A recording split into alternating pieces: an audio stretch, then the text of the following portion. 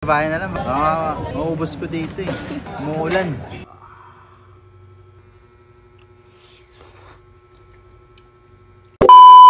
May bago na namang trending dahil yung jacket potato na napapanood ko lang sa Facebook ay meron na rin dito sa Ugbo. Kaya naman hindi ko palalampasin to. Kaya kayo rin kung mahilig kayo sa potato at cheese, nako sigurado akong magugustuhan nyo to. Kaya puntahan nyo na, dito lang yan sa Ugbo. Nagbubukas nga pala sila mula alas 5 ng hapon hanggang alas 12 ng gabi. At tsaga-tsaga lang din sa paghihintay ng order nyo ha, kasi talagang pinipilahan na rin to dito sa Ugbo Tondo.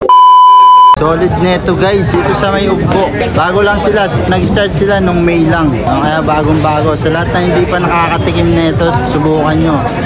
Masarap to, solid. Nag-uumpisa sila 5 PM. Pwede na kayong umorder dito. Maraming gustong sumubo, kaya huwag na kayong magpauli, subukan nyo na. Masarap. Guys, take out natin kasi ulan eh. Sa bahay natin kakainin. Tikman kaya natin dito. Ha? Huwag na, sa bahay na. So guys, ito na yung jacket potato. Maulan kasi ron eh. Baka mabitin ako ron sa pagbibideo kasi umuulan. Nakikita ko lang to sa sa Facebook. Nag-trending to sa Facebook sa UK. Sabi ko sana makatikim ako niyan. Meron na pala dito talaga. At sa Ugbo nyo lang to makikita. Sa ngayon hindi ko alam kung meron pa sa ibang lugar, pero sa Ugbo meron. Nung May lang sila nag-start. Nagbubukas sila 5 PM, pwede na kayong makabili ron. In order ko yung large, 150 pesos. Tapos nag-add ako ng 30 pesos para sa bacon. Yan, pwede kayo mag-add ng toppings. So ito guys, daming cheese. Natin Uy.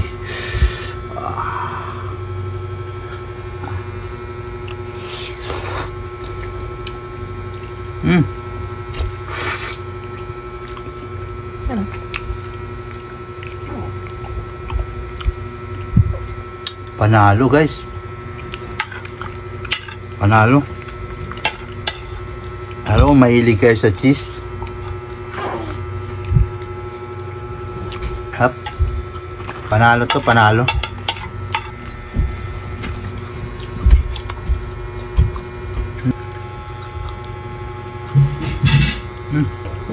Mamo.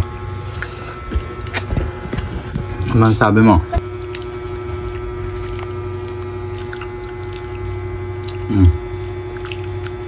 Solid. Panalo, di ba? Ang sarap ng cheese. Sakto lang yung lasa niya, ang lambot ng patatas.